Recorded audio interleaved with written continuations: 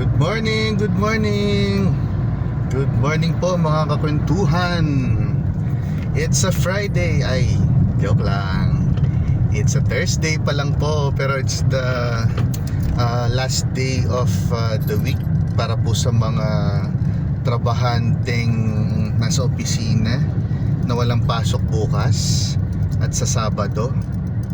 At para naman po sa mga may pasok pat bukas at sa Sabado, dahil double pay po yan, baka naman, joke lang. Kayod lang po tayo guys para sa mga pamilya natin. Alright. So before po we start our kwentuhan, pray po muna tayo ulit, no? Sa ating usual na ginagawa every morning. Father God, salamat po sa araw na to. Ikaw lang po talaga ang kailangan namin, Lord. Lord, we pray for this day. We pray for guidance, productivity, health and safety sa lahat ng aming mga pupuntahan, aming mga gagawin today at sa mga susunod pang mga araw. We ask for forgiveness, Lord God, sa mga kasalanan namin at sa mga gagawin pa naming kasalanan. Ikaw lamang ang nakakaalam nito, Panginoon. I-guide mo lahat ng mga tao nakikinig o nakikita man tong aking video, at sa mga nagdadasal at mga nasa bahay at kung nasan man sila ngayon, Lord God, samahan mo din sila. I lift them up to you. We lift ourselves to you, Lord God. All our burdens and our cares, all our possessions, lahat po. Lord, also I thank you for another year sa life ng aking may bahay na si Madam Pearl Lapus. I love. Dinner tayo mamaya. Ayan. Marami pong salamat, Lord God, sa lahat-lahat. All of this in Jesus' mighty name. Amen and amen. Alright. Yun. So, ang una pala nating balita ngayon, salamat po sa additional 6 subscribers. Yehey. Salamat po from 5 subscribers na last time ko pong nabanggit. Ngayon po 11 na ang subscribers. Salamat po sa group ko sa the Philippine Eagles, no? The Fraternal Order of Eagles, Philippine Eagles Inc. Sa aking region na NCR 20 headed by Kuya Gov David John Maceda Jr. Salamat po kay Tata Boy at sa mga kasamahan ko sa Alakdan Titanium Eagles Club, kila Kuya Nolly, kila Kuya Oliver na mga naging subscribers ko po. Maraming salamat po. At sa mga iba pang kuya at ate na nag-subscribe po sa ating YouTube channel. Alright, maraming pong salamat. Malaking bagay po. Naway ma-enjoy nyo po itong aking mga sinishare na kwentuhan for the day. Okay. So today is day 7. Day 7 na po ng ating kwentuhan. Tama ba? Hindi ko na rin masyado ako nag-i-enjoy sa ating mga kwentuhan, guys. Yun nga. So, ano bang natin ngayon? Nabanggit ko nga na yan yung mga naging additional subscribers ko is from may organization nga sa Philippine Eagles, let's talk about it.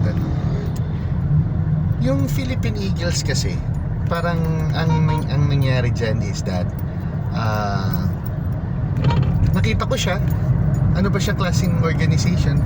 May assumption ako before na baka siya para siyang mason, parang yung mga ibang mga organizations. So sabi ko I tried to So once I got in dun sa kasi nag-aspire ako to be part of this this fraternity, this fraternal group, this brotherhood, no? So pag join ko, ang essence pala talaga nito is, since tinawag siyang brotherhood, no? It's a kapatiran na tulungan, no? Ng mga fraternal din, kami mga lalaki, no, sa fraternal group. Sorry guys, madilim, nasa underpass ako sa may Ayala. Ayan. So Kasi syempre mga kasama ko rin dito, either mga trabahante rin, mga business owners, mga nagmamayari ng kung ano man mga negosyo, no? So, may negosyo ka, tulungan ka ng mga ibang mga tulungan ka ng ibang mga kuya kung tawagin, no? So ngayon, dahil nga nakita nga nila na I'm doing this YouTube channel, ano, so nag-request din ako, no? Na baka pwedeng i-like and subscribe. Naman, kaya ayan, dumagdag ang ating mga subscribers na I'm very thankful po. Salamat po sa inyo mga kuya at mga ate ko. Ayan, so kaya masaya kasi ang tratuhan dito is parang pamilya, no? Kasama ka ngayon dito, kakasama, ayan, kapatiran pa rin, no? Walang kulangan, sabay-sabay ang hilahan pataas, diba? Damayan, alalayan, ika nga. Ayan. So para po sa mga gustong masubukan at makita at mag-expand pa yung networks nyo, no? Sa mga may mga negosyo, sa mga may mga gusto pang magnegosyo at mag-expand ang negosyo, please hit the comment, no? Para po alalayan ko po kayo kung ano man ng at ma-interview ko po kayo, no? Okay. So, nandito tayo ngayon sa Buendia, the usual traffic sa ating umaga, no? Moving naman ang ating daloy ngayon. So ayun, masarap ang bawat morning. Ay, sino pala mga yun pala, ito pala yung tamang approach. Sino pala yung nakakapagpaaraw every morning, no? Yan yung gawa namin ng wife ko. Since nga na umalis kami, halos walang araw pa, tapos umuwi kami ng gabi na, wala na kami yung vitamin D, no? Hindi na kami halos nakakapagpaaraw. Anong oras ba yung tama? Ang tamang oras po ng pagpapaaraw is between 6 a.m. to 8 a.m. Yun lang po yun. And 5 minutes lang po kayo magbibilad. Hindi po yung 30 minutes ako dito, 10 minutes ako. No. Overdose na po yun. Baka overkill na masyado. Ano na po yun. So as advice ng mga ng mga health professionals din, it's just 5 minutes na pagbibilad sa araw para makakuha ka naman ng vitamin D. But sabi din nila, ang vitamin D mas mabilis siyang ma-absorb ng katawan mo pagka naman sufficient ang amount ng magnesium mo. So we eat greens, yung mga natin, mga gulay natin, para makuha natin yung necessary magnesium content na kailangan natin, So ayun, tsaka kapag ka nagpapaaraw tayo, gusto mo ng vitamin D, ang kumakain ng vitamin D, stress. yun. So kailangan talaga kaya nyong event out ang stress sa mga katawan nyo, sa mga sistema natin.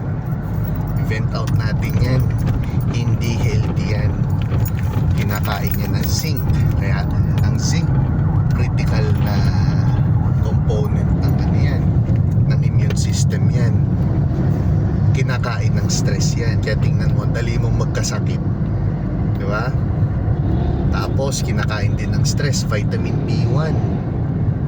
Ano naman ng vitamin B1?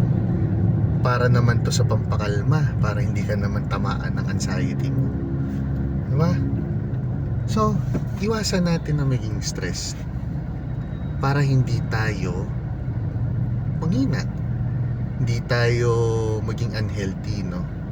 If hindi may iwasan sa trabaho, make sure na meron kayong, alam niyo yung source of this nutrients para nare-replenish niyo ulit yun. Inom kayo ng vitamin C with zinc, paaraw kayo for vitamin D, kain kayo ng gulay, healthy foods para sa magnesium, ganon. bawasan na natin. Sorry dati rin po kasi ako mahilig sa fast food, bawasan na rin natin yan. Nakalaki po yun, nakakataba. Puro asin, puro alat. Kape, medyo bawasan na rin po natin. Hindi lang dahil naging acidic po ako, no? Kasi ang sugar din po, lalo na kapag hindi natin sinabayan ng exercise, yun po ang nakakalaki. So far po nakapagtimbang ako from 95, ngayon awan ng Diyos 89 na lang po. Medyo natagtag ako ng dami ko natagtag sa akin. Pero dahil araw-araw ko nakikita katawan ko, parang hindi halata. Pero anyway, napansin ko naman kasi, well, I'm happy to say naman po na medyo nagkakasya na ulit sa akin yung dati kong mga t-shirts, lalo na sa chan part.